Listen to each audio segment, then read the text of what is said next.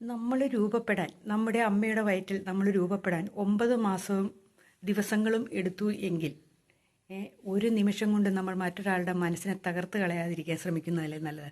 കാരണം നമ്മൾ ജന്മമെടുക്കാൻ അത്രയും സമയമെടുത്തു.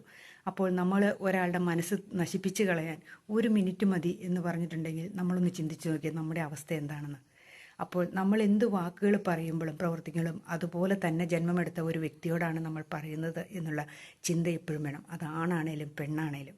നമ്മൾ ഒറ്റയടിക്ക് ഓരോ വാക്കുകൾ പറയും. മുഖത്തിട്ട് അട്ടി കൊള്ളണ കണക്കായിരിക്കും ചിലപ്പോൾ ഉള്ള വാക്കുകൾ പറയുന്നത്.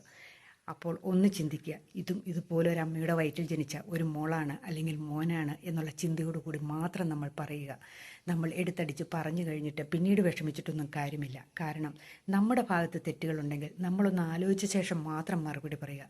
അല്ല, നമ്മുടെ ഭാഗത്താണ് ശരിയെങ്കിലും അതും നമ്മൾ ആലോചിച്ച ശേഷം മാത്രം പറയുക.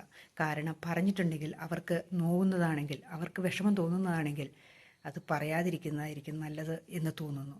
കാരണം തെറ്റുകളുണ്ടെങ്കിൽ നമുക്ക് ചൂണ്ടിക്കാണിക്കാം. വിമർശനങ്ങൾ എപ്പോഴും നല്ലതാണ്. പക്ഷേ വിമർശിക്കുമ്പോൾ ഒരാളെ നശിപ്പിച്ച് കളയുന്ന രീതിയിലുള്ള വിമർശനങ്ങൾ ആകാതിരിക്കുന്നതല്ലേ നല്ലത്. അപ്പോൾ നമ്മൾ ജന്മമെടുത്തതുപോലെ തന്നെ ഒരാളും ജന്മമെടുത്തിട്ടുണ്ട്. അയാളെ വേദനിപ്പിക്കാൻ 1 മിനിറ്റ് മതിയെങ്കിൽ അല്ലെങ്കിൽ 1 സെക്കൻഡ് മതിയെങ്കിൽ നമ്മുടെ ജീവിതത്തിലും അതുതന്നെ സംഭവിക്കും എന്ന് നമ്മൾ ചിന്തിക്കുക, അല്ലേ? അതല്ലേ ചിന്തിക്കേണ്ടത്. അല്ലാതെ ആരെയും വേദനിപ്പിക്കാതിരിക്കാൻ ശ്രമിക്കുന്നതായിരിക്കും ഏറ്റവും നല്ലത്. കാരണം വേദന എല്ലാവർക്കും ഒരുപോലെ തന്നെയാണ്.